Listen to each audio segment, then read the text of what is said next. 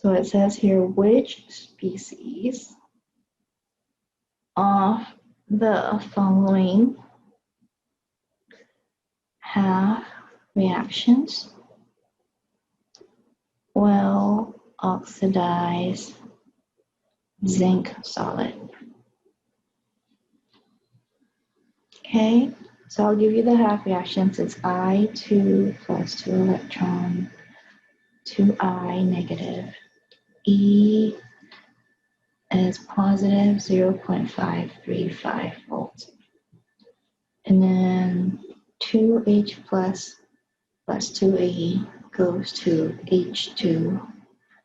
E is 0. And then Pb2 plus 2 electrons equals Pb. E equals to negative 0.125. Zinc 2 plus 2E equals zinc. E equals negative 0.763. Now, so your answer choices are H2, Pb, H2 is the gas, well, gas solid. This is zinc, this is aqueous. All the ions are aqueous, okay? And then I is solid.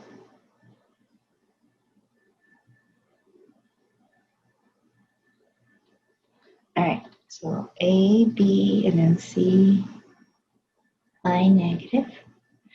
D, Pb 2 plus. Okay, so that's one problem here. How are we going to do this? It says, what are we trying to do? We want to oxidize zinc. Okay, in order to oxidize zinc, these three here can do it above it, but they must be reduced. So if zinc wants to be oxidized, these three here has to be reduced. So you have to pick from this list here. So you have to pick I2, H plus, or Pb2 plus. So out of this list here, only this guy matched. But really there's three answers from here. Okay, so everyone follow this. Let me know if you have questions. Can you repeat that again? Sorry, I was writing it down. So I said, if you wanted to oxidize zinc, that means zinc is going to oxidize this direction. So that means this is 1. When 1 is oxidized, the other lines above it must be reduced, agree? So they're asking which one of it can do it. So my answer choices would be I2, H plus, or Pb2 plus. Those three are all possible answers. But because my answer choices don't have it, I can pick the only one that shows up on here. Okay? All right. Okay, thank you. You're welcome. All right, so let's do question number 2. Again, it's going to be some writing, and so I'll write it up for you guys. So, galvanic cell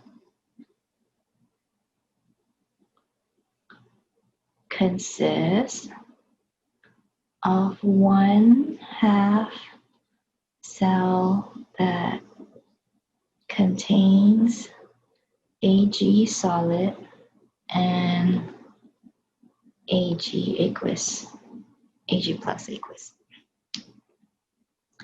and 1/2 cell that contains Cd solid cadmium and Cd2 plus aqueous. It says what species are produced at the electrodes under standard conditions. Oh yeah, while we're doing this, let me go over something I forgot to tell you guys. On chapter 20. So let me write out so there's this part, and then we have Ag plus E goes to Ag. And this E here is positive 0.80 volts. CD2 plus 2E goes to CD. This E here is negative 0.40 volts. Okay, so that's the question there. Now, what I wanted to tell you guys is when we were looking at our voltaic cells, like, for example, this picture here, okay? So we talked about anode and cathode, right? So one thing I forgot to mention was you also notice another cool thing happening. So in this beaker here, zinc solid is turning to zinc 2 plus. Okay, let me zoom in a little bit for you guys. Okay, so if zinc solid is turning to zinc 2 plus, that means this zinc solid here over time is getting lighter and lighter. It's losing weight and getting smaller. And then your zinc concentration ions in this beaker is going to increase in molarity. It's going to go up. On this beaker here, because the reaction is copper 2 plus going to copper solid, what you see is the copper 2 plus here, concentration is going to go down. Molarity is going to go down. And copper solid here is going to get new copper deposit on it. So when you weigh this electrode at the end of the experiment, you'll see this one gets heavier, the cathode gets heavier, and the anode gets lighter, because one's like oxidizing, dissolving, one's like reducing and gaining weight by putting more atoms of the metal on it. Okay, so that's what this question was asking about. Now, also wanted to show you guys that platinum, if you use platinum, like in this case here, if you use platinum, because it's not in this reaction, it will not gain or lose weight. Okay, you gotta remember, platinum does not gain or lose weight. But in this case, this one's not platinum, this one's iron, and you see the iron is being oxidized. So this anode here is gonna lose mass over time. Okay, so just wanted to point that out for this question here. Now, another one thing I want to go ahead and point out is, remember we talked about this table here, the top here loves to be reduced. Yeah, we use platinum for our class that we add as a solid for our inert electrode. So remember when we were doing this, we said the top lines like to be reduced, and then the ones on the bottom, if they were paired with something on the top, will be forced to oxidize. So because this guy loves to be reduced the most, it's also the strongest oxidizing agent. Remember the thing that's being reduced is the oxidizing agent. So the thing that loves to be reduced the most is the strongest oxidizing agent, okay? Now on the other hand, down here, this one loves to be oxidized. Remember, this guy loves to be oxidized. So because it loves to be oxidized, it has a really, really negative tendency voltage for a reduction. That's why the oxidation is going to be positive, a big number. The thing that loves to be oxidized is a strongest reducing agent. Okay, so this is the strongest reducing agent, not that product. It's the actual thing that's undergoing the oxidation. Okay, so the guy that's being oxidized is called the reducing agent, and if it loves to be oxidized, it's the strongest reducing agent. Okay, all right, we'll see this in our review today. All right, so let's go back over here. So this question here says we have two half cells, and they're saying what species are produced at the electrodes. So they're saying like what metals are you going to be forming on your electrodes over there. So what items? So if we take a look at the picture here, we have two half cells. We have to decide who's being oxidized and who's being produced. Okay, so which ones should be oxidized and which ones should be reduced if we wanted to do a galvanic cell, which is spontaneous. So remember, the one with the more positive, the bigger number, should be reduced, because these are reduction equations, and you flip the smaller number or the negative one to make it go to oxidation. Okay, so based on this, I know that my oxidation should be cadmium. Okay, so it should be CD going to CD2 plus, just based on this value here. Okay, and I know that my reduction is going to be same as this. So it's Ag plus electron goes to Ag. We don't have to worry about balancing or actually calculating the numbers, but you can see that once you flip this guy, it will be positive, okay? So what are the products? They're saying what's produced, right? So what are products? Cadmium aqueous and silver solid.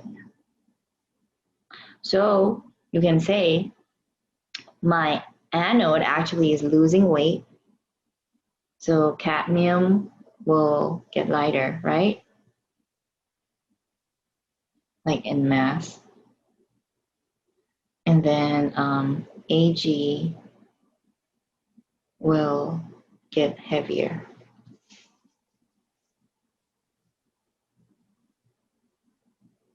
In mass.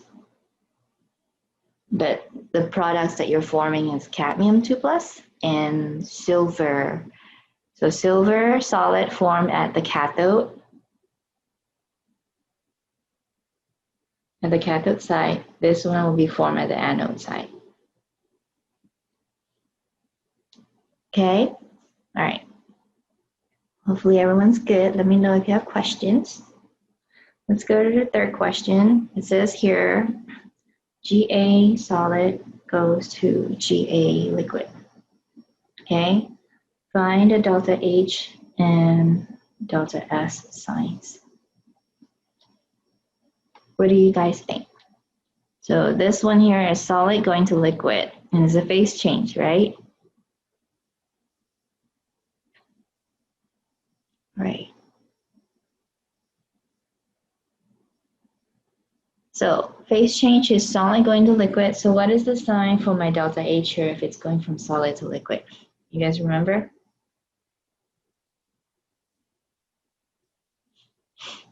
Okay.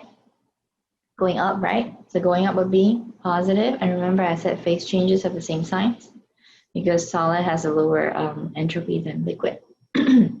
So both of them will be positive.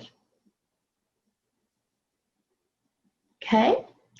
All right. So far you can see this test here has, well, it has some questions that like barely have any math. So it's like either you know the concept or you don't. So make sure if you study it and you know your concepts, it's going to be pretty easy to do. Okay. So let's do a fourth question here. Can I ask a quick question about number 2? Sure. Let's go back. So like on the test, how would that be asked? Like, would it be like name the products and we would select C, D, and E? They'll list out, it'll say, one, the answer choice would be cadmium 2 plus is formed at anode, silver is formed at cathode. They'll give you like different options. So they'll like randomize everything. And like, you know, okay. like they'll just say what's being formed.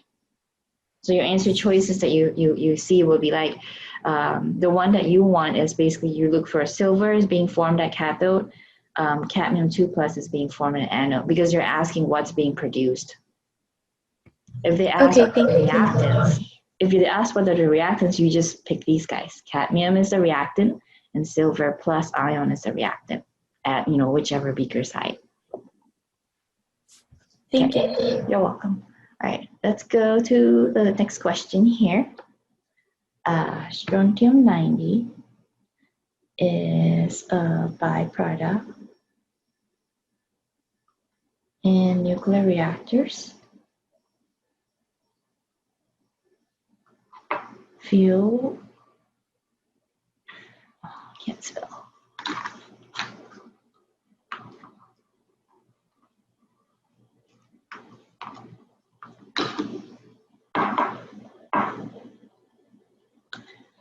Fueled by radioactive isotope uranium 235.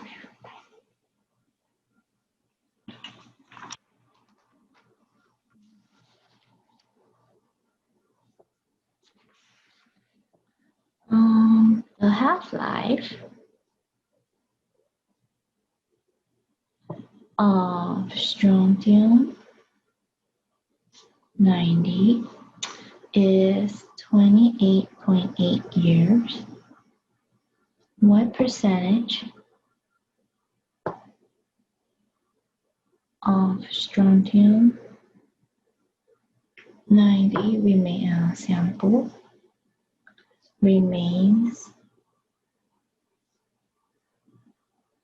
after 80.0 years. Okay, so this one here is the nuclear reaction, right? So it's a first order integrated rate law. So the equation is ln A T equals to minus KT plus ln A naught. And then remember K is ln 2 over half-life. So that's there, right there, okay? And then it says after 80 years, so 80 years would be the time, 80 here.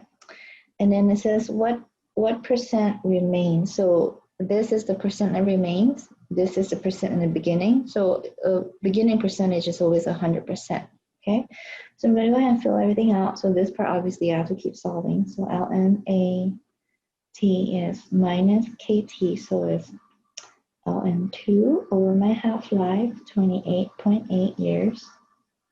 And then T is 80.0 years. You want to make sure this time unit and that time unit is the same. If 1 hours and 1 minute, both are change one of them, so both of them have the same time, okay? Like unit. And then ln 100.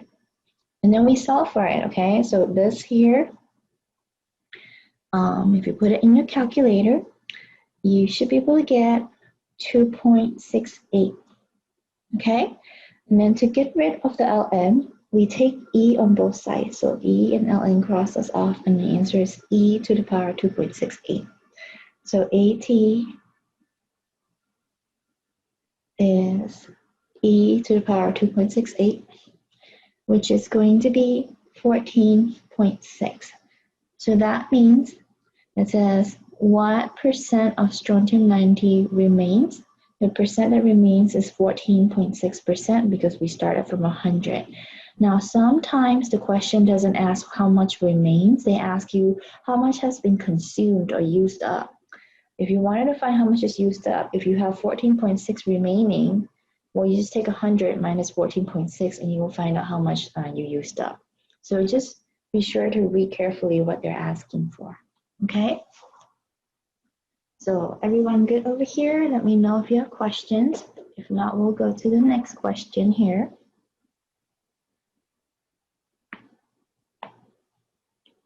Okay. All right, let's do number 5.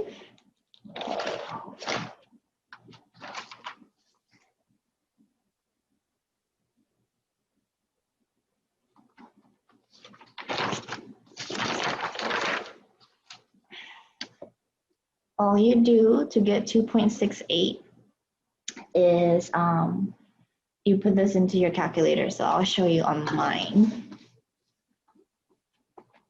So I would do, I guess we can do ln 100 first. So I need to do this whole thing, right?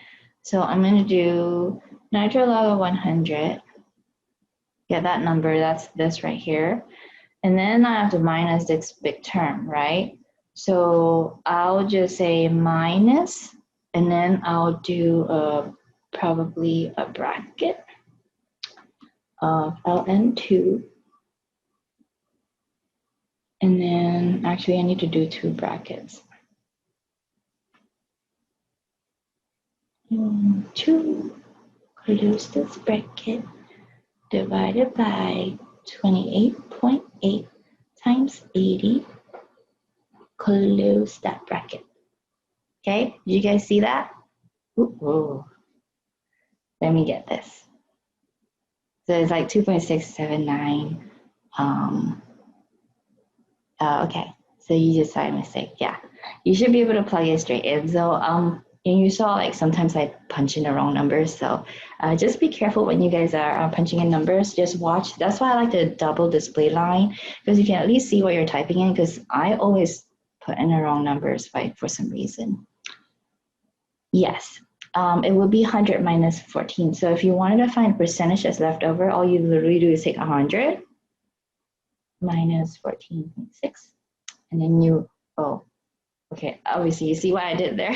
I typed 1,000. So you take 100 minus 14.6.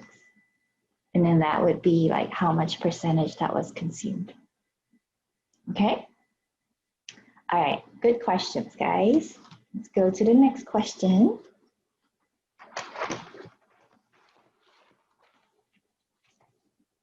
All right. Let's see. Oh, let's hear how many electrons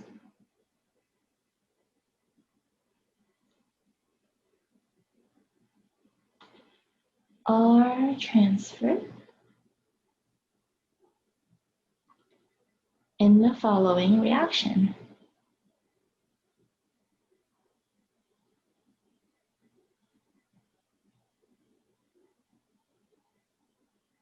It's just a reaction, not reactions.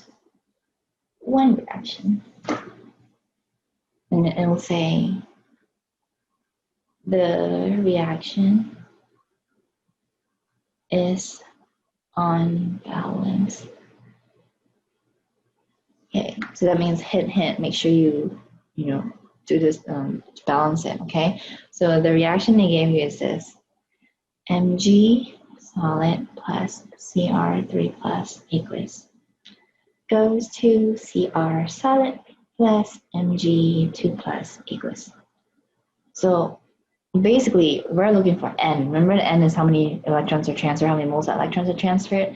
So you're looking for the N. So you have to find the two halves and see how many electrons are on both sides, and then you make sure they're the same before you combine them together, okay? So what we want to do is, this is sort of like an easy balancing. Can you see this guy is being oxidized? And this one's being reduced? Okay, hopefully you guys can see that, because this is 0, that's positive 2, that's positive 3 going to 0. So once you have that part, so this is all they give you, okay? Now, we figured out the oxidation reduction. So that means you can write down, okay, my oxidation half is going to be Mg goes to Mg2 plus, right? So how do we balance the electron? You put 2 electrons here. Okay, you got to know that part, because you need to know Mg going to Mg2 plus, you need 2 electrons. And of course, you can see the charge. This is 0, that's positive 2. To make both sides the same charge, I have to put in 2 electrons on the product side. And then the reduction here, we're going to do Cr3 plus goes to Cr solid. So how do you get from positive 3 to 0 and both sides be the same charge? Well, you put 3 electrons in this way on the reactant side. Okay, so now we know you have 2 and you have 3. So before you combine them, you need to multiply this one by 3 and this one by 2. So your N here is going to be 6 for your electrons. Do you guys agree? So your answer you're looking for is 6. So they'll probably give you like 2 or 3 or maybe 1 or a bunch of different numbers, but you need to pick 6 as your answer.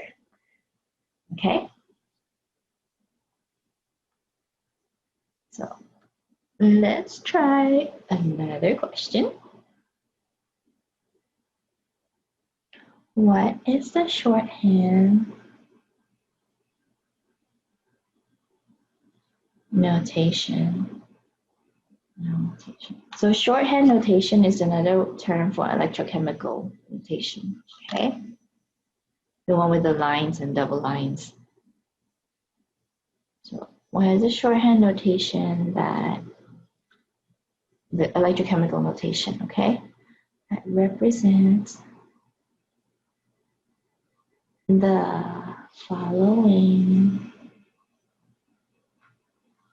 galvanic cell reaction. So let's see what the reaction is. The reaction is Fe solid plus CuNO3 2 aqueous goes to FeNO3 2 aqueous plus Cu solid. So you have to figure out who's on the anode side and who's on the cathode side. Okay, so to do this, we gotta do the oxidation states again. So here's a shortcut trick. You see here, there's nitrate and nitrate. And nitrate's gonna be our spectator ions here. And so you really don't need to worry about doing the oxidation states of these guys, because look, it didn't change. There's nitrate here and there's nitrate here. The oxidation states for N and O will stay the same here.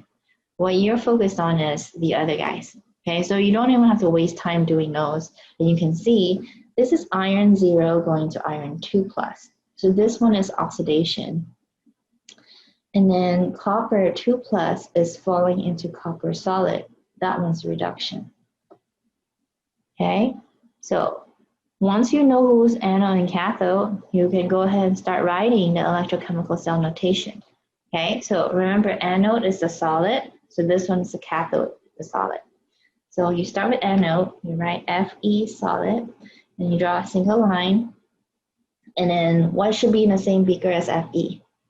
It should be the iron 2 plus solution, right? So you write only the guys that matter. You don't write the spectator ions. So it's Fe2 plus aqueous. And then you draw a double line. Okay? And then what's in your beaker? The next beaker is copper aqueous and copper solid.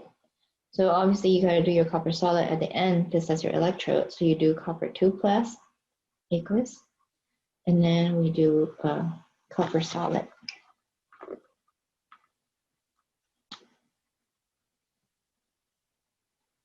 That would be my electrochemical cell notation, or they call it shorthand notation here. Okay, so you just pick the answer choice that gives this as your answer. And obviously they can change the reactions, you know, and then this will change. Now remember, if you run into something that doesn't have solid for your anode and cathode, remember what we can use? We use platinum solid. Okay, now if you happen to have multiple things on one side, if they're the same phase, remember use comma. If they're different phase, use single line to separate them. Okay, all right, let's go to the next question.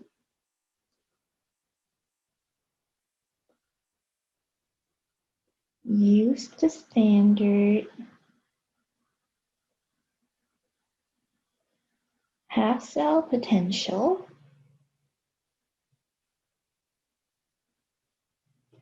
below to calculate the standard cell potential for the following, or too many else.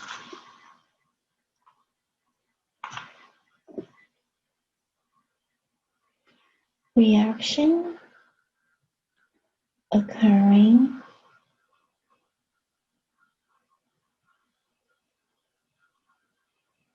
in a voltaic cell at 25 degrees Celsius. Okay, so they just want a voltaic cell at 25 degrees. So what they're giving you is Cl2 gas plus 2E goes to 2Cl negative. E of this is given as positive 1.36. And then we have another line, Fe3 plus aqueous plus 3 electron goes to Fe solid. E of this line is negative 0.04 volts.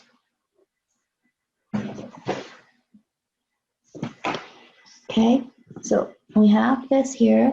So all you gotta do is make sure you flip the correct one to get a positive. That's all. They're asking for a voltaic cell. And because they don't list the concentrations, that means they're all one molarity, they're all standard, so it's perfect. We don't have to even use Nernst equation. Okay, so this one here is just literally just make sure you flip the correct line and get the positive number, and that would be the answer. It has to be positive because it's voltaic cell. So I think it says standard cell potential.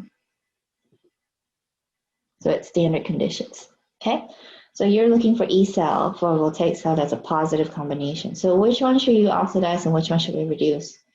Well, I say we oxidize this guy and we reduce the top line, okay? So this line, reduce, bottom line, oxidize. So the E cell would be positive 0.04 is the oxidation number, and then plus positive 1.36. Okay, so we get positive 1.40. Okay, so just gotta remember, like, you're looking for a positive number for voltaic cell. I mean, if you flip the wrong one, then you would have gotten the negative answer. And if you forgot negative was not spontaneous, then you might have gotten the wrong answer. But this one's pretty simple. As long as you remember voltaic cell, the E always is positive. Okay. All right. So let's go to the next question. Let me know if you guys have questions. When you reduce, the sign stays the same. Yes. When you reduce it, the sign stays the same because this is a reduction equation. So you need to be able to recognize what is the reduction equation, what's the oxidation equation, okay? If you can't remember, reduction has electrons on the reactant side, and oxidation has reactants, electrons on the product side. And also, if you look at the oxidation state, that's 0 going to -1, so you can clearly tell this is a reduction. So because it's written as a reduction equation, this E is for reduction, so you don't have to flip the sign. Because I'm trying to oxidize this guy here, this is actually the reverse reaction. So when I reverse this reaction, my E actually is reversed as well. That's why this sign was changed. Okay. All right, let's go to next question. Number 8, choose the statement that's true. Choose true statement. So I guess I'll write it out, okay? So here's one where the computer jumbled it up a little bit. So K is smaller than 1, delta G naught is negative. And then B, none of the above are true. Okay, so I want you to know that this none of the above here should have been on the bottom to reflect what all the above, but because they jumbled it on your own, sometimes this one went into the wrong place. So just keep that in mind. When it says none of the above, it's really none of the other choices. Okay, so remember this, okay? Not just the top line, it's everybody on the bottom too. So C is delta G naught reaction equals to 0 at equilibrium. D K is bigger than 1, delta G naught is positive. It's delta G naught reaction. And then E delta G reaction equals to 0 at equilibrium. So this comes down to, do you remember which one matches which? So if you don't remember, you can, well, I guess you can calculate it, but that would take a long time. It's easy to just remember it. If you do the homework enough times, you remember it too. So basically, on chapter 19 notes, I showed you guys, remember, if you had K that's smaller than 1 here, it's going to end up to be paired with a delta G naught reaction that's actually positive because this represents something that's non-spontaneous. So the G is going to be for non-spontaneous. So this one's wrong because it's supposed to be positive. Okay? And then we'll skip this one for now, and we'll go to this one. So delta G naught is 0 at equilibrium. So look at this. There's one with a naught and one without a naught. So you have to remember which was which. And some of these equations, are sort of, the related equations are sort of on the periodic table. So if you kind of forgot, you can kind of take a look as well over there to try to mathematically decide. So it's actually, this one's not true because standard is not zero at equilibrium. What's zero at equilibrium is the regular one. And then after that, because of that, the delta G not equals to the RTL and K term. And that's how you can determine the K and the G not standard. Okay, so this one is true. And then obviously, if this one is -1, I mean less than 1, this is bigger than 1. The G here, bigger than 1 here should be for spontaneous. So the spontaneous number should have delta G that's going to be negative for spontaneous. So this one is wrong as well. Okay, so this one is a matter of like remembering stuff from your notes and from doing calculations. So take a look when you take your practice test, you'll be able to see which equations you get on your test because you get the same periodic table, okay? All right, so let's go to the next question if you guys are good with this.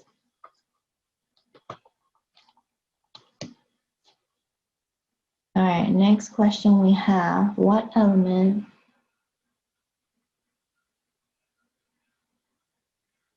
is being reduced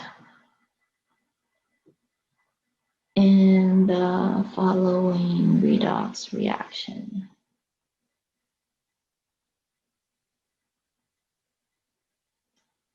So the reaction is C3H8O2 equals plus KMNO4 equals goes to C3H2O4K2 equals plus MnO2 equals. So all they're asking is who's being reduced, okay? So you just gotta basically do the oxidation states and find out who's being reduced. Now, if you get really good at this, you can see some obvious things. Like once you do a lot of it. I've done so many times for this permanganate ion here. I remember this manganese here is 7, and I know this one is 4. I can clearly tell this one was the one being reduced. Okay, so that comes with practice though. But if you don't remember, so what we're going to do is we're going to do it this little way, and I'm going to do it for every single person here, every single element here. So you guys try to do the same, okay?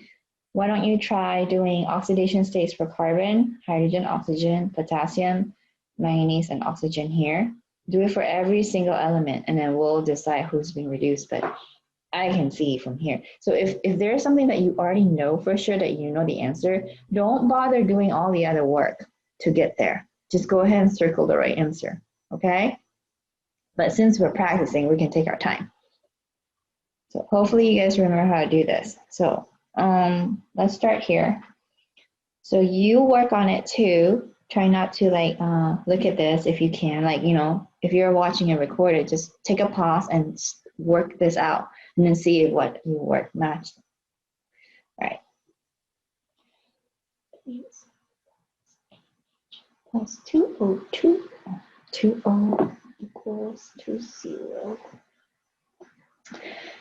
H is my priority. O is my priority. And then I solve for C.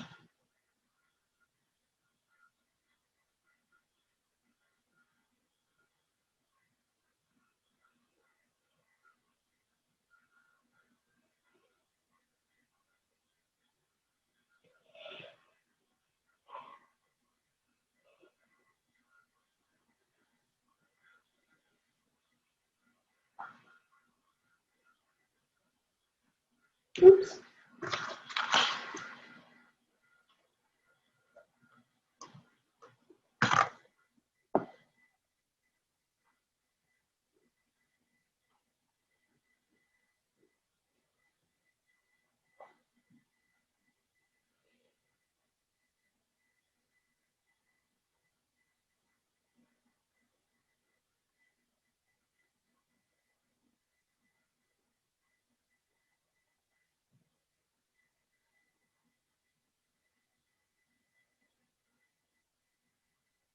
So one option is to do it separately, but you could also do it lumped together. You know, this is potassium, one ion, permanganate is another ion. You can do that too. We did this one separately in class before many times, where we did this one separately in that one. So this one would be MnO4 negative, and this would be K plus. So that's why, and from the rule, K is group 1, so it's positive 1.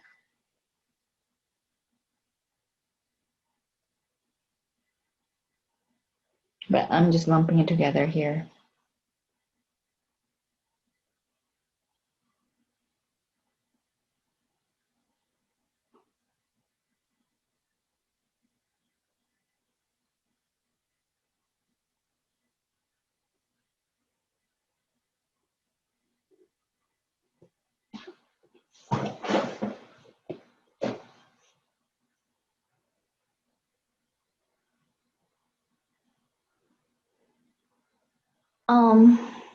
This one here,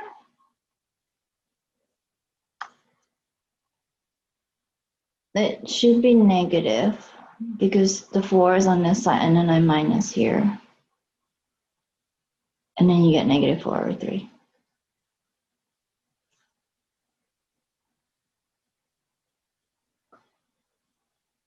The other C over here is actually positive. You see it. All right, so let me circle this.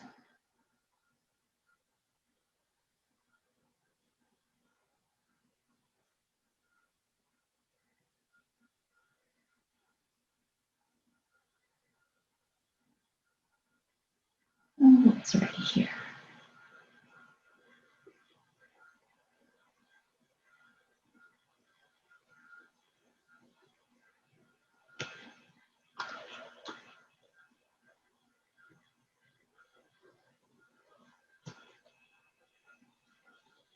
Okay, positive 1. C. Oh, C of the calculator. So let's do H is the next priority.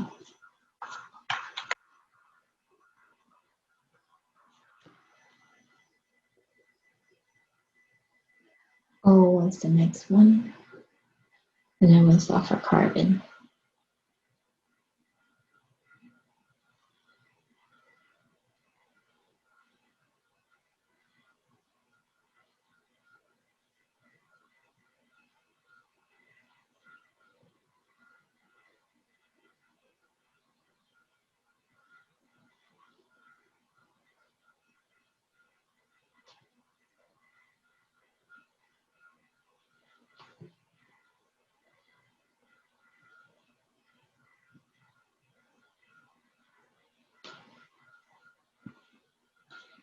This one here is Mn plus 2 oxygen equals 0.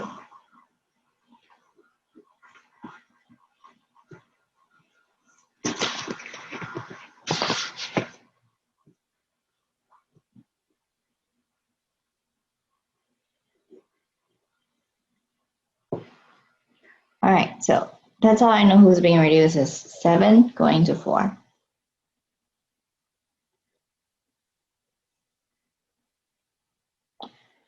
All right, so hopefully everyone follows this. Let's go to the next question if you guys are ready.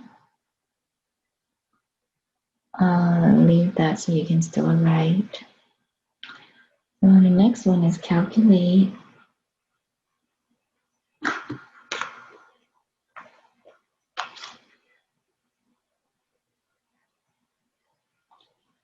delta G reaction using the following information.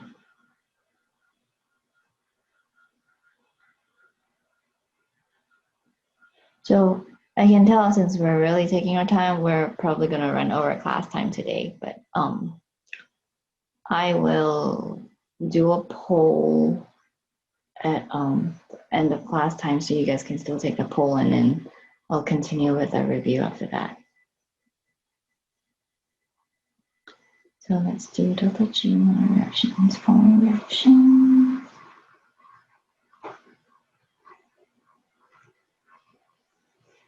Two HNO3 equals plus goes to 3NO2 gas plus H2O liquid. Delta G reaction is question mark. All right, so they'll give you a list of delta G values. Delta G formation in kilojoules per moles. For HNO3AQ is negative 110.9. For NO gas is 87.6. For NO2 gas is 51.3. H2O liquid equals negative 237.1. Remember this one here, delta G can have zeros if it's the most stable element, most stable form of the pure element at standard conditions, but none of these are elements, so we don't have to worry about the zeros. Okay, the zeros are for A and G and H are for the pure elements that are most stable at standard conditions. So to do this question, all you do is you take the total of the products minus the total of the reactants. Okay, so I'm going to work it out here. So my product are these two guys here. So 3 times 51.3 plus 1 times negative 237.1. That's my products. Okay, and then minus my reactants, 2 times negative 110.9 plus 1 times 87.6. Close out. And then just put it in your calculator. Just be careful of the sign here. Like if you remember, like if you want to do it straight, you can do it straight, but remember this one flips the sign for this side. Okay, the negative sign does. So you end up getting positive 51 here. And the answer is going to be in kilojoules because this is in kilojoules and we multiply with moles. Okay. All right, let's try to go to the next question if you guys are good with this. Number 11. For this one's going to be a statement, true or false statement. 2Fe3 plus zinc solid goes to 2Fe2 plus zinc 2 plus a galvanic cell as shown. Which statement is true? Okay, so this question here, because it's really, really long, I guess I have to draw it because I drew on my other paper. So let's go ahead and draw it out for you. So there's 2 beakers, and then you have your electrodes. So this is on the question. This question gave you the picture. And then it connects to a little light bulb. Sorry, drawing all over the place. Okay, and then you have a salt bridge.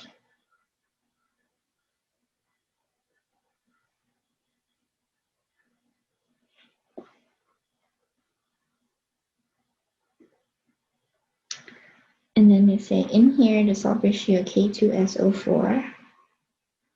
And in this beaker is as zinc sulfate. And this is zinc right here. And this one is platinum. And then you have FeSO4 and FeSO4 3. Fe2SO4 3. Okay, so that's the drawing that they gave us. And then I can write the statements on the side and we can see who's true or false. We're looking for true, okay? So A, zinc solid is the anode electrode. B, the mass of cathode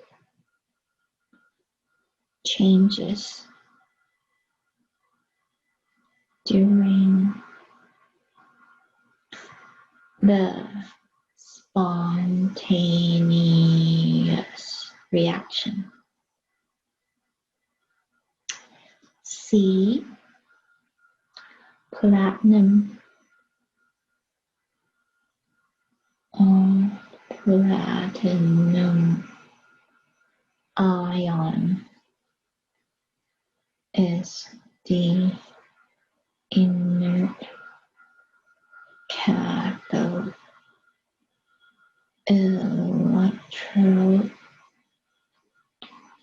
D, sulfate ion from the salt bridge will flow into the beaker, flow into the Fe2SO4 3 beaker. Okay, so here's a few statements here. So what we have to do is just be able to tell from this equation where the anode and cathode is. So I can tell you that, so let's see, iron is reducing, zinc is oxidizing, right? That's oxidizing, iron is reducing. So this one is true, zinc solid is the anode electrode. So what's the problem here? It says platinum ion. You can't use platinum ion, you have to use platinum solid. Okay, so this one's not true. It's the inert cathode electrode, but you have to use the solid, not the ion. And then it says the mass of cathode changes during a spontaneous reaction. Does the platinum mass ever change? Platinum mass never changes because it's inert. Okay. Now, usually platinum, if it's not platinum, the cathode gains weight and the anode loses weight. But because it's platinum here, it's not true. Okay. And the next question says sulfate ion from the salt bridge will flow into the beaker with iron. So they're saying sulfate will go here. So you have to check it out and see. So if we know this is my cathode, this is my anode, okay? My electron is going to flow this direction from the zinc into the iron side. So over time, the anode will lose weight. Platinum does not gain weight. And over time, because the electron is coming in here, I have to make sure I balance it with K plus going into the iron beaker, and actually sulfate is going into the zinc beaker. So this statement is actually incorrect because sulfate ion from the salt bridge will flow into the zinc sulfate beaker, not the iron beaker.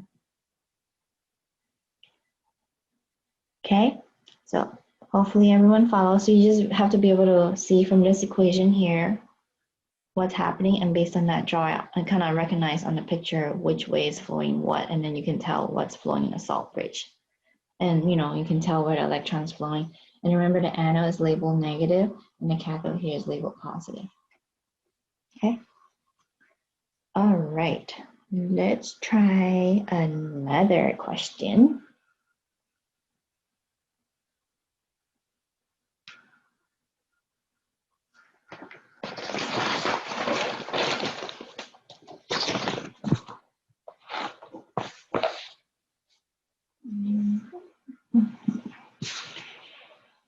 So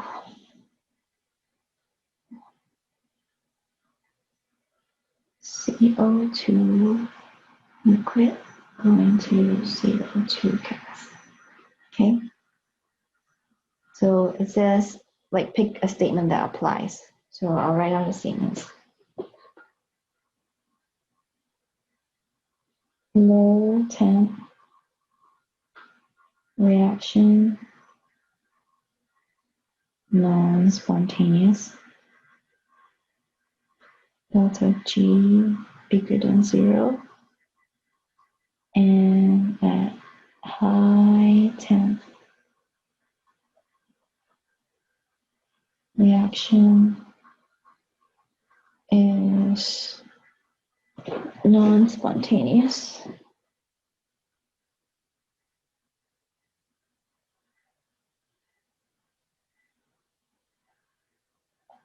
Delta G is bigger than 0, so positive. Okay, so that's one.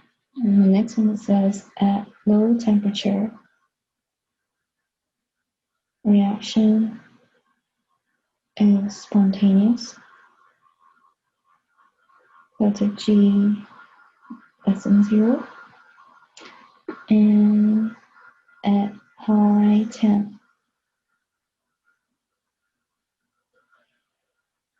reaction is spontaneous. Delta G smaller than 0. And then the third option, it is not possible to determine without more information. D, at low temp, reaction is spontaneous. Delta G smaller than 0. And at high temp, reaction is non-spontaneous. And delta G is bigger than 0. And then another option, low temp reaction is non-spontaneous. Delta G bigger than 0. And at high temp, reaction is spontaneous. Delta G is less than 0.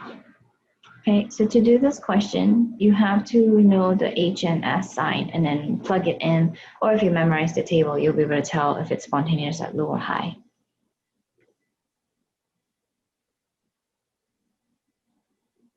Like answer choice E. Yeah, the answer is E. Okay, so how do we know the answer is E? Because it's L liquid going to gas. Okay, so if you're doing liquid going to gas, H is positive. S is positive. And then you can plug in your low temp, high temp if you guys want to do, or you can look back on your notes and remember. So I'm going to show you this. Okay, I'm going to show you which page notes this came from. Okay, but you got to remember, you have to be able to tell this is positive, positive. And from there, you can decide who's spontaneous or non-spontaneous. And what we want to do is go back to the page a long time ago. That's not so long ago. What chapter was that? That's so long time ago. Here it is. Positive, positive. Remember? So it's obviously the question is liquid going to gas is different, but here it is right here. And you can see a low temp is non-spontaneous, and then a high temp is spontaneous. Okay, so see here, low temp non-spontaneous, high temp spontaneous, and you calculate it like there's negative at high temp, positive at low temp. So the answer here would be E. Okay, so gotta remember this from our class stuff, and obviously it's not always going to be the same positive. The question can change like no matter what, and then answer choices get jumbled up as well, as long as you know how to figure out this table that we worked on in class, okay? All right, so let's go to the next question, number 13. That was a really long question, a lot of writing, but the answer is really easy. So if you weren't writing, this test is like a lot shorter because the questions are like long things, but there's barely any math. Like you should be able to see the question and know the answer. So it's gonna go a lot faster for this test, okay? So let's do the next one. And again, as usual, your test will have 20 questions plus 2 bonus. So you can get 110% if you get it all correct. But basically there's a little buffer of 10 points, which is a lot, okay? So you guys should be able to do really good on it. So place in order of decreasing standard molar entropy. So like from high to low, okay? So your options are NaIS, K3PO4AQ, NaIAQ. So you have to know like how to rank the delta S standard or the S standard molar entropy here. So if you had 2 things in there, it's less complicated than this big compound molecule here because there's 3 potassium and 1 phosphate. There's a lot of little elements in here. So this one's really complicated. This one should have the highest entropy, okay? Plus it's aqueous. So K3PO4 should be the highest because it's the most complicated. And then we have these 2. Now they're the same compound, but one's solid and one's aqueous. The aqueous one will be higher entropy than the solid, okay? Because aqueous is dissolved and there's many ion pieces floating around. And then NaI, solid. Okay, so that's decreasing. And if they ask for increasing, you just go the opposite way. NaI going up to NaI aqueous, going up to K3PO4 aqueous. Okay? All right, so let's do another question, number 14. And then it says here, which of the following processes has delta S system bigger than 0? Okay. And here's the equations or processes that are given. CH4 gas plus H2O gas goes to CO gas plus 3H2 gas. That's the first one.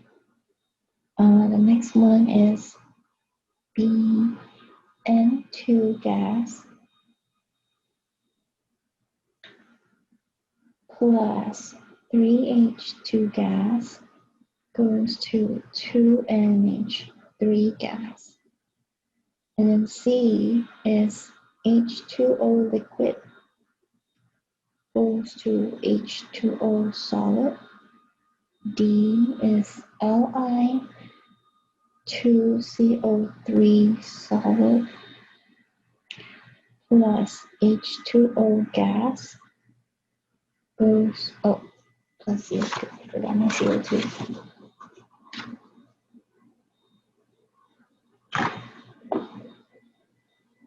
CO2 gas equals to 2LiHCO3 solid. And then E says all of the above have a delta S bigger than 0. So remember, I don't know, sometimes the computer will jumble it. If this one is all of it was like somewhere up here, like it just means like everybody else, okay? It just refers to the whole, all the answer choices, even though it says above and there's stuff below it. So just keep that in mind. So we have to look for delta S going down. In this case here, a bit bigger than 0, not going down. So it's bigger than 0. We want to make sure it's getting more disordered. So let's see which one's getting more disordered. 1 mole gas, 1 mole gas to 4 moles of gas. Oh, this one's getting more disordered. It's 2 moles of gas going to 4 moles of gas. So it's A. That's correct. Okay. So obviously, let's check because it could be all of the above. So always check if there's an all of the above. If you get A, make sure B, C, and D aren't positive. Okay, so N2 and 4, so 4 moles of gas to 2 moles of gas. Okay, this is negative, so this is not, this is going to be negative. And then this one's liquid and solid is going to be negative because it's going down. So 1, 2, 3 going to 2, so this is also negative because there's 1 solid and 2 gas turning into 2 solid. Okay, so the answer is A here. Very good. Use the cell or half cell potentials to calculate delta G naught for the reaction for the following balanced redox reaction. Okay, and the redox reaction is 3I2 solid plus 2Fe solid goes to 2Fe3 plus 6I aqueous. Okay, and then the cell potentials are also given. Okay, so I'll write them out. I2 solid plus 2 electron goes to 2I negative aqueous. E standard is positive 0.54.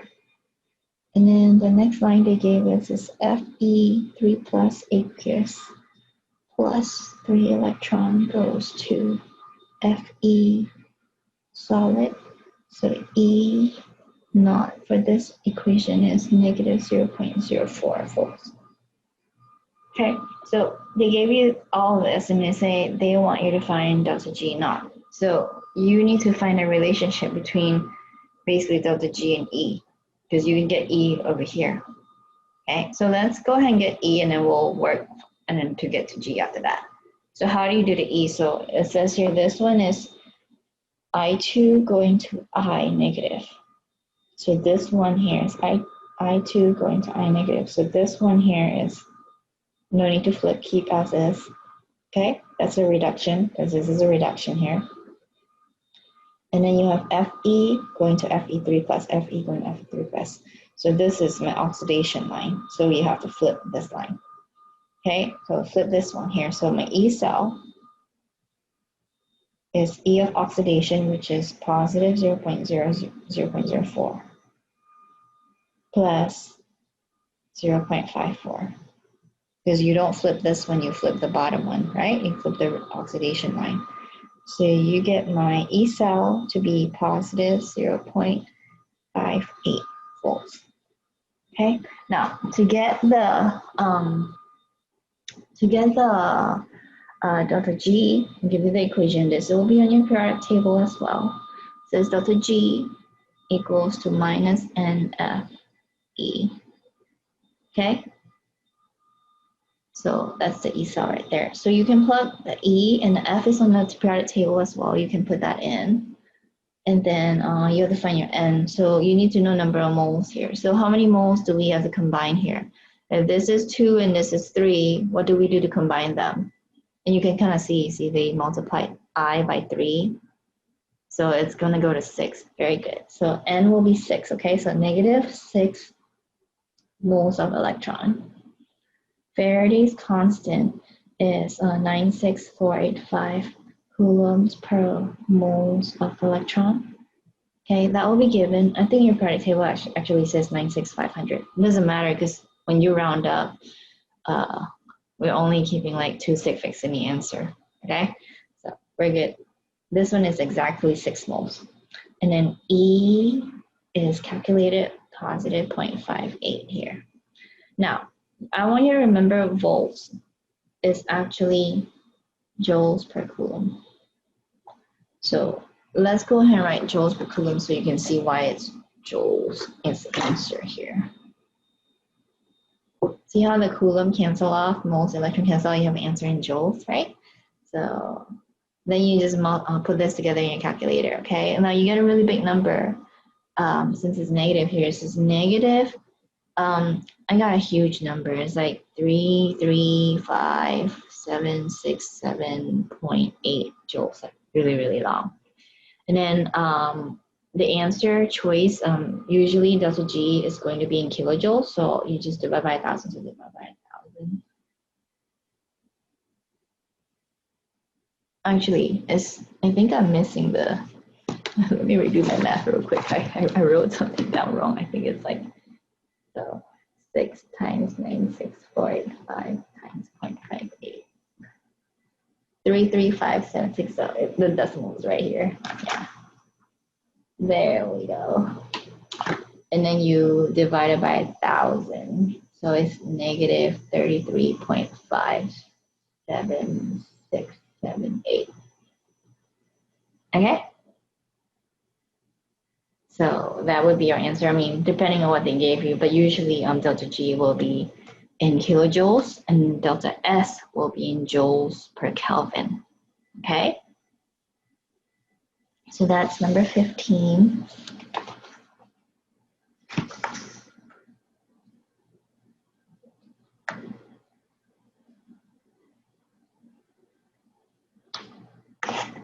All right, let's go to the next question.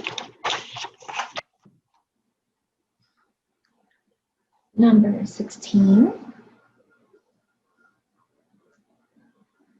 It says here,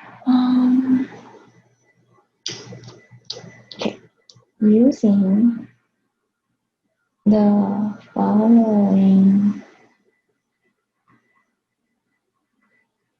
standard reduction potentials, calculate the standard cell potential for the galvanic cell reaction below and determine if it is spontaneous under standard conditions.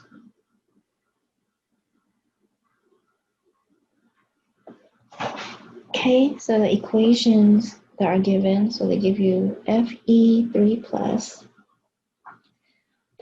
electron goes to Fe2 plus, E naught equals positive 0.77 volts, nickel 2 plus Aq plus 2 electron goes to nickel solid, E naught equals to negative 0.23 volts. And then the equation was Ni2 plus Aq plus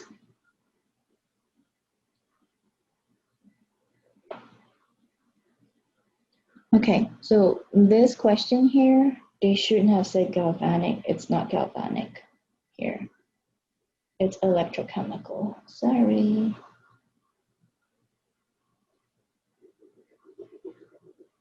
Because electrochemical means it could be positive or negative. Because I was like, why would they say galvanic and they tell me it's spontaneous or not? Okay, so Ni over here plus 2Fe2 plus aqueous goes to 2Fe3 plus aqueous plus nickel solid. Okay, so this one here, you can tell that nickel is being reduced, iron is being oxidized, right? So because of that, then I know nickel I keep, this one I flip, and then I add it up.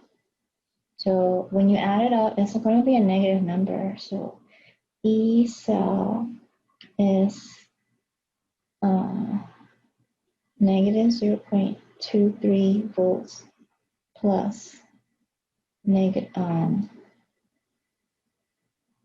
flip it, so negative 0.77 volts. And you get negative 1.00 volts. So because it's negative, this will be non-spontaneous.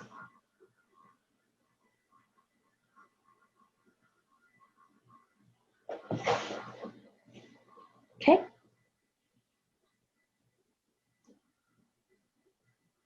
All right. So if they ask you spontaneous or not, you just have to see what the reaction says and calculate it, and then see if it's negative, it's not spontaneous. If it's positive, it'll be spontaneous for E. Okay, let's go to the next question.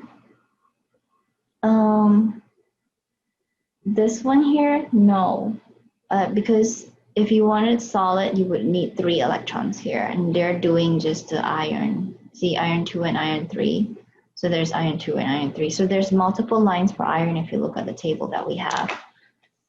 There's 2 going to 3, some that's 3 going to 0, some that's 2 going to 0. So this one is aqueous, okay? Because these are aqueous on my equations too. So they just gave you like what the lines are pertaining to this reaction. And so if you had this cell here, since there's no solid, you would have to use platinum if you have to build it, because there's no solid in here to use, okay? All right, so let's go to the next question, okay? This one's gonna be pretty simple. So 17, which one is the stronger oxidizing agent and stronger reducing agent? Okay, so that means which one likes to be reduced and which one likes to be oxidized. Okay, so I'll give you the Ni 2 plus 2 electron goes to Ni solid, not delta, it's E, sorry.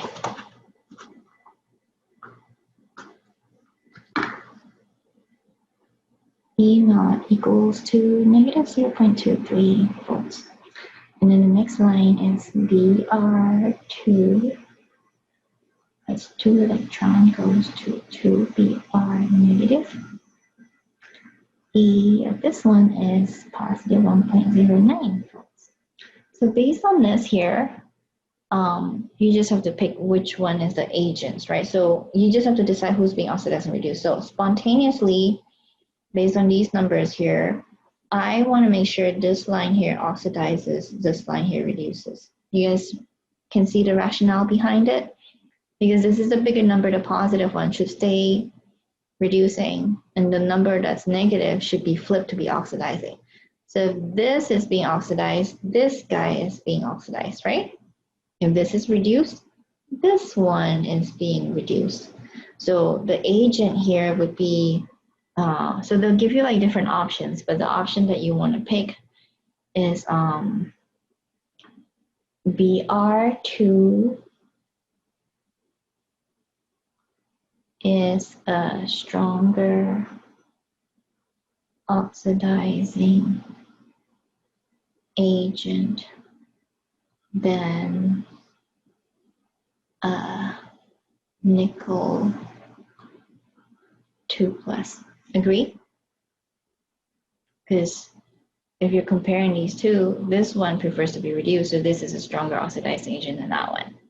Okay, another one that you can pick is going to be nickel solid is stronger reducing agent than Br negative. So why do we say that? Because we're comparing this side here. If you're being a reducing agent loves to be oxidized, the one that's stronger reducing agent would be oxidized. So this one actually got oxidized instead of this. So that's why we say nickel is stronger reducing agent than Br negative. Okay, so you just have to be able to tell based on these lines here, which base spontaneous and which one's stronger oxidizing agent and which one is a stronger reducing agent. Okay. All right, so we are at question 17. Let's do question 18 here. Everyone good so far? Okay, so I'm gonna go ahead and turn the page. We'll go to a new question.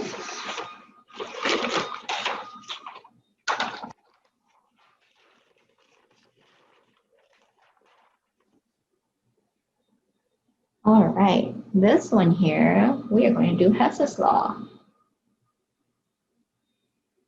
Okay, so here's the lines that you're given. ClO gas plus O3 gas goes to Cl gas plus 2O2 gas.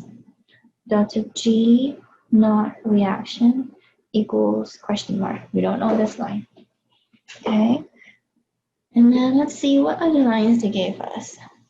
The other lines they gave us was 2O3 gas goes to 3O2 gas. And then delta G naught reaction is positive 489.6 kilojoules. Okay, and then the next line they gave us is Cl gas plus O3 gas goes to ClO gas plus O2 gas. And delta G for this one is negative 34.5 kilojoules. We'll call this line 1, we'll call this line 2. Okay, so how do we get this guy on the top here? So you just have to decide, well, you know, pick the items that you want to match. So it looks like I can't use O3 or O2 because they repeat on the next line. So that would be confusing. So I'm going to wait to do line 1. I will start with line 2 and then see how line 1 can fit in the big picture. Okay, so what should I do with line 1? What am I going to match? I can see that I can use Cl and ClO because these two are repeating. And I just totally saw that it's flipped around. So I want to go ahead and flip line 2. Okay, so when we flip line 2, this is what happens. ClO turns, oh wait, plus O2.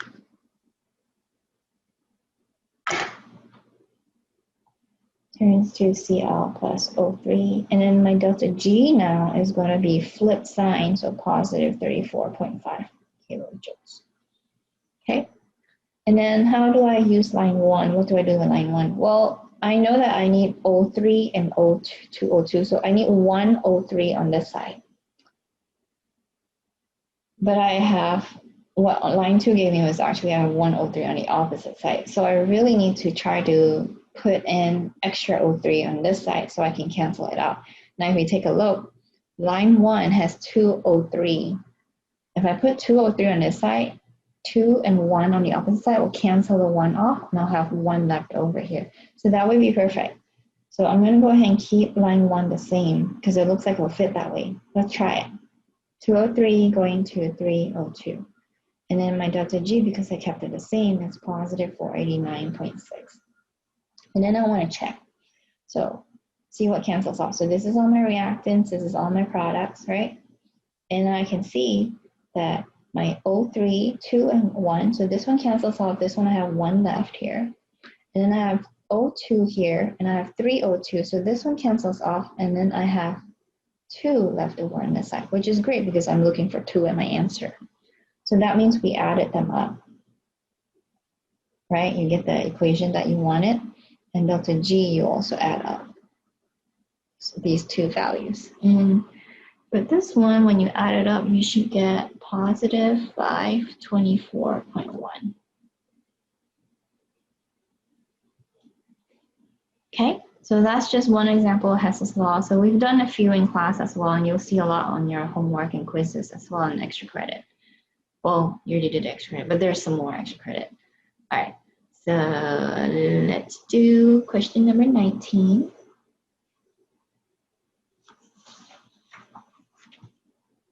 It says balance the redox reaction in acidic condition. So balance, redox, and acidic condition.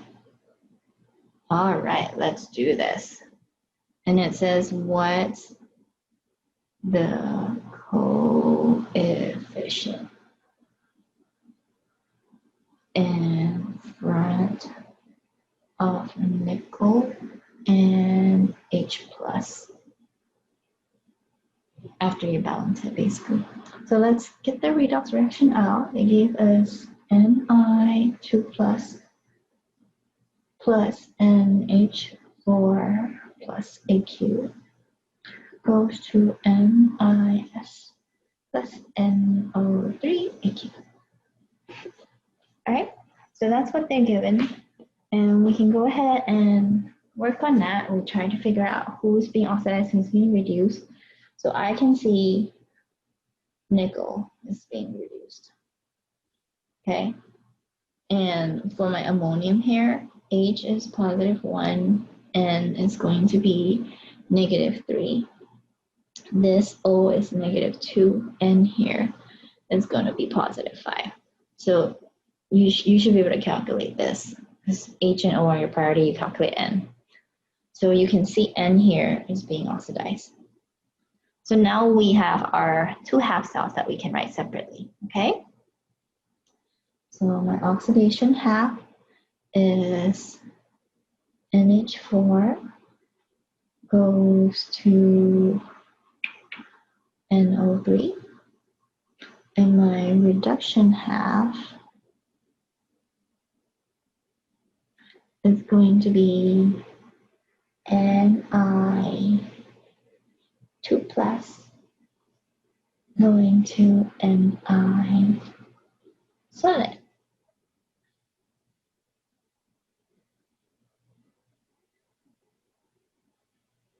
Okay, so let's try to balance it. This one's the easy one. We can do this one first. Nickel and nickel is balanced. There's no other oxygen or hydrogen stuff, so it's really easy to balance this one, right? The atom's already balanced. So you need to just see what I have nickel 2 plus. This is positive 2 charge here. And this one's 0 charge. So I need to put 2 electrons in here to balance it. When this one's balanced, it's good. Because you're negative 2, then both sides are 0. Okay? So that one's good. Let's focus on this top line here. The top line here says you have to balance non-hydrogen, non-oxygen. So nitrogen here is balanced 1 and 1. And the next step is if you see oxygen, put water on the opposite side. I see three oxygens. So we put 3 waters on the opposite side. Okay? And I say if you see hydrogen, put protons on the other side. So how many hydrogen? 6 plus 4. 10 hydrogen ions. 10 protons. Okay? Then that's balanced because it's acidic. Now once it's balanced and atom-wise, we have to balance the charge. So this charge here is positive 1 over here. And this charge here is 10 positive minus 1 is positive 9. So you're going to need 8 electrons to bring it down, so negative 8. So the charges will match, okay? Now, if this is 8 electron and this is 2 electrons, how do we combine them together? Well, when we combine them, this guy has to be multiplied by 4, correct? So we can rewrite it as 4 nickel 2 plus 8 electron going to 4 nickel solid. And then when you combine them, basically NH4 plus 3 waters plus 4 nickel, 2 plus, the electrons cancel out, so we don't need that. NO3 negative plus 10H plus 4 nickel should be our balanced equation. 4 nickel, yep, looks good. And then we just make sure, and the question actually just specifically asks what's the coefficient in front of these two guys. So it's 10 and 4 for that question. Sometimes they'll ask you to add up all the coefficients. So you'll be 10 plus 4 plus 1 plus 4 plus 3 plus 1. So it depends. And sometimes they just ask you for the full balance equation. Okay? So hopefully you guys remember how to do acidic equation and also remember how to do basic. Basic one is one extra step. If you forget, make sure you take a look at the notes in all videos as well. The one extra step is after you do the, put the protons in, you will put hydroxides on both sides. So in this case, I will put 10 hydroxides here, 10 hydroxides on the other side as well, if it was basic, okay? All right, if there's no questions, we can go on to number 20.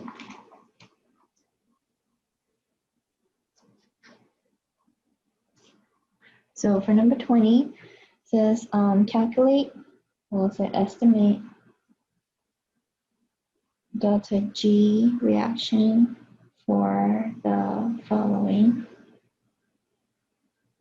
reaction at 449.0 Kelvin. CH2O plus 2H2 goes to CH4 plus H2O. Delta H is negative 94.9 kilojoules. Delta S is negative 224.2 joules per Kelvin. Okay, so to do this question, you just have to remember delta G equals to delta H minus T delta S. And then you just plug it in. So it just says estimated delta G, so we're going to put in the T is 449 right there. And then we'll put the H and the S. The only problem here is you got to remember this one's kilojoules, this one's in joules per Kelvin. So I like to just times this by 1,000. So I'll write down negative 94.9 times 1,000. That's in joules. And then minus T 449.0 Kelvin. And then S will be negative 224.2 joules per Kelvin. Okay, and when you put this in your calculator, you get 5765.8 joules, or we can just say 5.7658 kilojoules. And really, at this point, we're probably, we only have to keep, in this case, right here. Okay. All right. So we have that one. So this one, just got to remember the equation and plug it in. So the problem here is a lot of people forget to convert this by 1,000 or making sure the units are the same. That's where the error would come from. So just watch out for that. All right, so let's go to the next question. This one here, it says calculate the cell potential for the following reaction that takes place in an electrochemical cell at 25 degrees. And so this one, they say Cu2 plus Aq plus 2 electron goes to Cu solid. This E standard is positive 0.34 volts. Okay, so the weird thing is this is a concentration cell. So what you'll see is this CO2 plus AQ 0.0032, and then CO2 plus AQ 4.48, and then Cu solid. So when we have something like this, all you do is you gotta do your Nernst equation. So the equation is E cell equals to E naught cell minus 0.0592 over N log of Q. So for the concentration cell, you want to remember the smaller concentration is the anode, right? So what happens is the E standard here will be 0 because you flip one and flip the other, it's still 0. So I'll write down the equation here. So the equation is literally Cu solid turns to Cu2 plus 2 electrons. And then this Cu here is the 0.0032. This is my oxidation cell. And, okay. And then the other one here is Cu2 plus 4.48 goes to Cu plus electrons. Plus 2 electrons goes to Cu solid. This is my reduction and cathode. Okay, so once I have that, I can do my Q because this is my product. This is my reactant. Okay, and I know this is 0 here because it's like literally positive 0.34 and negative 0.34. And I can see my N is 2. Okay, so I'm going to go ahead and plug it in here. So E cell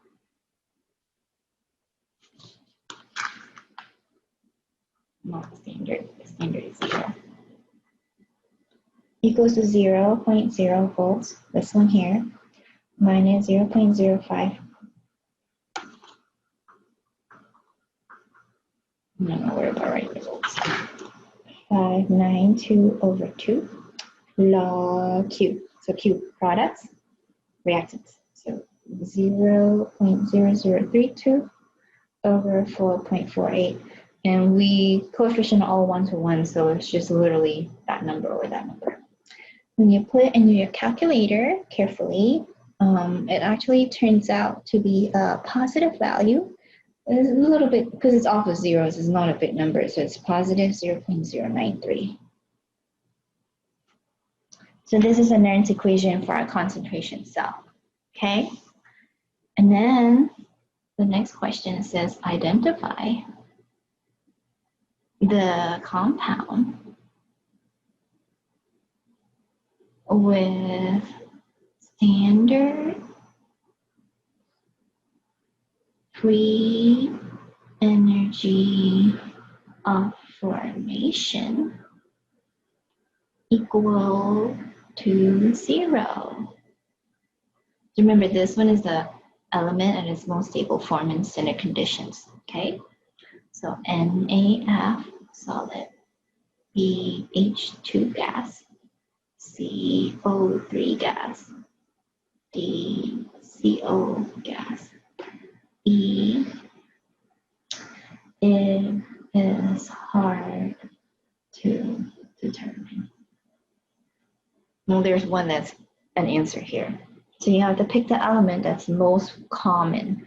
For oxygen, is oxygen gas. This is not element, that's not element. Hydrogen gas is common. So this is it. Okay? And then let's go to the next question. If you guys are good, make sure you ask if you have questions. Wow, sorry about that.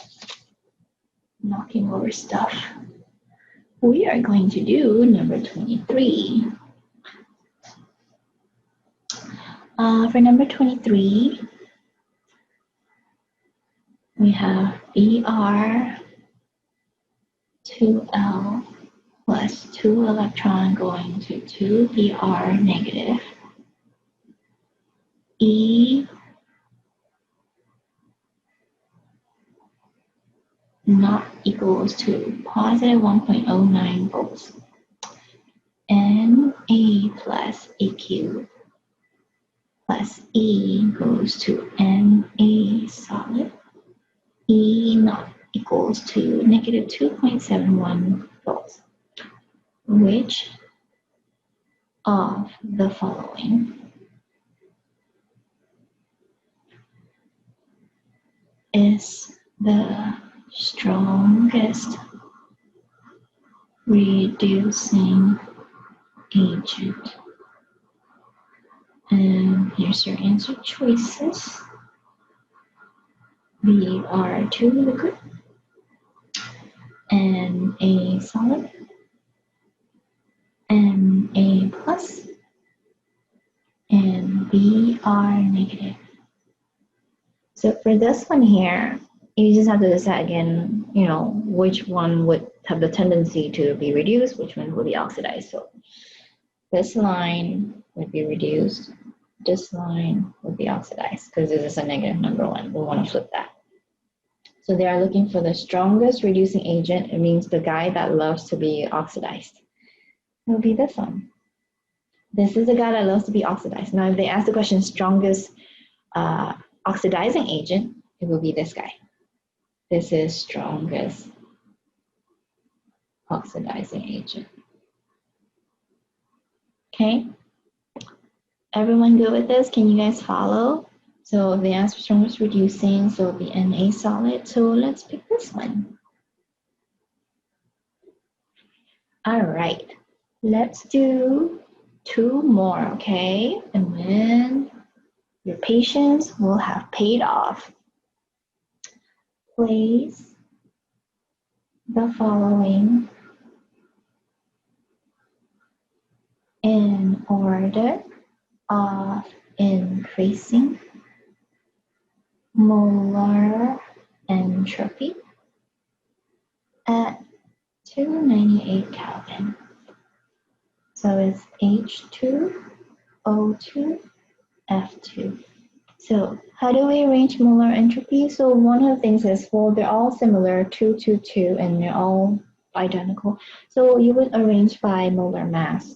So increasing molar entropy is really the same chance as increasing molar mass. So it would be H2, the smallest, goes to O2 and then goes to F2, because we're ranking with molar mass also. Like molar entropy increases as molar mass goes up. Okay? So let's do one last question here before you guys can go for the day. Thanks for staying. Nickel can be plated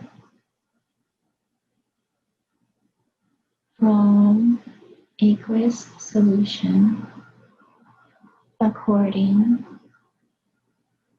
to the following half reaction. So what's the half reaction? Is nickel 2 plus Aq plus 2 electron goes to nickel solid. So that's a half reaction there. And then it says, how long would it take in minutes to plate 29.6 grams of nickel at 4.7 amps? Sorry, you guys can't see. There we go, much better. So this is like the stuff we just did in the last class, and you just have to list out all of basically all the stuff they gave us. So you're looking for time, so you're ultimately looking for seconds, and then you turn it to minutes, okay? So how do we get the seconds? Well, we have 96485 coulombs per moles electron. That's one connection. Another one is 1 mole of nickel is to 2 moles of electron, right? So moles of electron can go to coulomb, and then I can go to moles of nickel. And then I would probably need molar mass of nickel. So 1 mole of nickel is, you gotta look from the periodic table, 56, 58,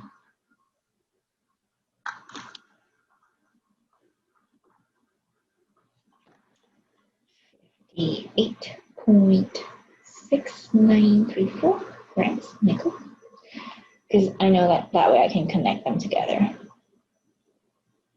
So then I know how many grams. See, I can have the grams of nickel get to moles of nickel, from moles of nickel get to moles of electrons, and then moles of electron I can get to coulomb. Then once I get to coulomb, how many moles do I get to second? Well, it's 4.7 coulombs per 1 second, because it's 4.7 amps. So that's how we're going to link this. So you start with 29.6, go to moles of nickel, go to moles of electron, go to coulombs, and then go to seconds, and then we'll turn it to minutes.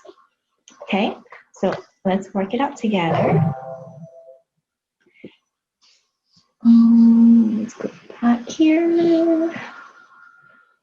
29.6 grams of nickel. And then we want to do 1 mole of nickel is to 58.6934 grams of nickel. And then 1 mole of nickel is to 2 moles of electron. And then we use our Faraday's constant, 96485, 1 mole electron. And then 4.7 coulombs, 1 second. 1 minute is 60 seconds. And that way I can get my answer in minutes. So my answer in minutes is 3:45 minutes. Just put it in the calculator. Top line, multiply, divide by everything on the bottom.